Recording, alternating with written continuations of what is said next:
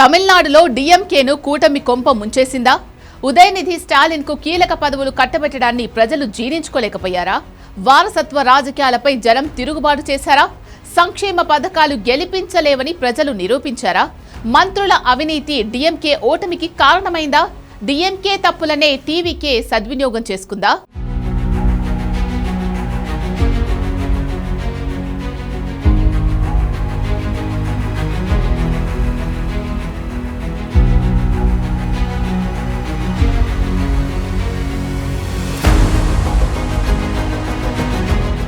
తమిళనాట exit polls తలకిందులయ్యాయి. అన్ని survey సంస్థల అంచనాల్లోనూ అజేయంగా కనిపించిన డీఎంకే ఓటమి పాలైంది. ముఖ్యమంత్రి స్టాలిన్ వ్యూహాలు, అధికార యంత్రాంగం ఆ పార్టీని గట్టెక్కించలేకపోయాయి.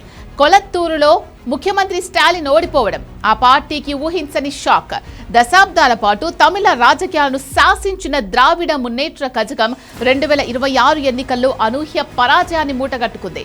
సంక్షేమ పథకాలు అమలు చేసినప్పటికీ డీఎంకేను ప్రజలు తిరస్కరించారు. దళపతి విజయ్ సునామీలో స్టాలిన్ కోట కొట్టుకుపోయింది. వారసత్వ రాజకీయాలే డీఎంకే ఓటమికి అతిపెద్ద కారణమని రాజకీయ విశ్లేషకులు చెబుతున్నారు. ముఖ్యమంత్రి స్టాలిన్ తన కుమారుడు ఉదయనిధి స్టాలిన్ కు అనతి కాలంలోనే కీలక మంత్రి పదవులు కట్టబెట్టారు. ఆ తర్వాత కొంతకాలానికే ఉప ముఖ్యమంత్రి పదవి కట్టబెట్టడం సామాన్య ఓటర్లకు రుచించలేదు. పార్టీలో ప్రభుత్వంలోనూ అంతా ఒకే కుటుంబం ఆధిపత్యం చెలాయించడంపై క్షేత్రస్థాయిలో తీవ్ర వ్యతిరేకత వ్యక్తమైంది.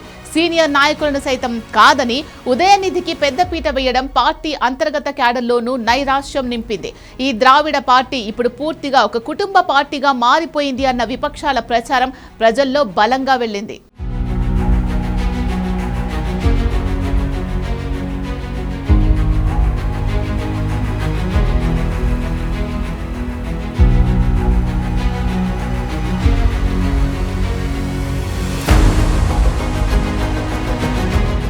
డీఎంకే ఓటమికి కూటమి సైతం కారణమని రాజకీయ విశ్లేషకులు అంచనా వేస్తున్నారు.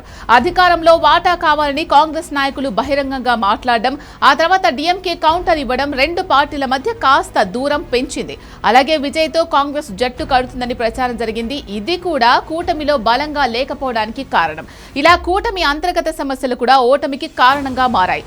చెన్నై, మధురై, తిరుచి, కోయంబత్తూర్ లాంటి కీలక నగరాల్లోని నియోజకవర్గాల్లో సైతం టీవీకే అద్దరగొట్టింది. వీటితో పాటు పశ్చిమ, దక్షిణ తమిళనాడు ప్రాంతాల్లో కూడా విజయ్ పార్టీ మెరుగైన ప్రదర్శన చేసింది. గతంలో ఇక్కడ మెజార్టీ స్థానాలు పొందిన డీఎంకే ఇప్పుడు చాలా చోట్ల పరాజయాన్ని చవిచూసింది. ఒకవైపు వారసత్వ రాజకీయాలపై విసుగు, మరోవైపు పెరిగిన జీవన వ్యయం, వీటికి తోడు అవినీతి ఆరోపణలు డీఎంకేను అధికార పీఠానికి దూరం చేశాయి. కేవలం సంక్షేమ పథకాలు మాత్రమే గెలిపించలేవని, సుపరిపాలన, జవాబుదారీతనం లోపిస్తే ఎంతటి మహావృక్షమైనా కూలక తప్పదని ఈ ఎన్నికల ఫలితాలు నిరూపించాయి. తమిళనాట మారిన ఈ సరికొత్త రాజకీయ ముఖ చిత్రంతో డీఎంకే ఇప్పుడు తీవ్రమైన ఆత్మ విమర్శలో పడింది.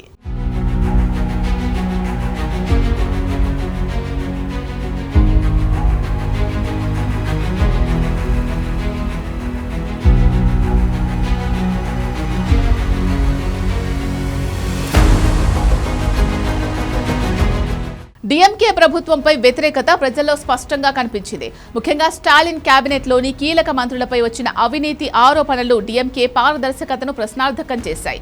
సెంథిల్ బాలాజీ, పొన్ముడి వంటి సీనియర్ మంత్రులు అవినీతి, మనీ లాండరింగ్ కేసుల్లో చిక్కుకుని జైలు పాలయ్యారు.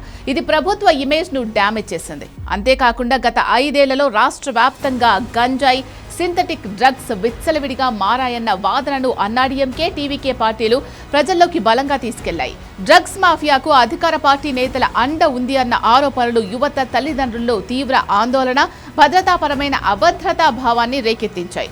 వీటికి తోడు తమిళనాడులో ప్రతి 5 ఏళ్లకొకసారి ప్రభుత్వం మారడం మామూలే. తాజాగా అదే సంప్రదాయం మళ్లీ కొనసాగింది. అయితే ఇన్నాళ్లు డీఎంకే, ఏఐడీఎంకే మధ్య కొనసాగిన అధికార మార్పిడికి తాజాగా బ్రేక్ పడింది.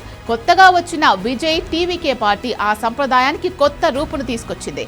రెండు పార్టీలకు ప్రత్యామ్నాయంగా వచ్చిన టీవీకేకు ప్రజలు మద్దతిచ్చారు.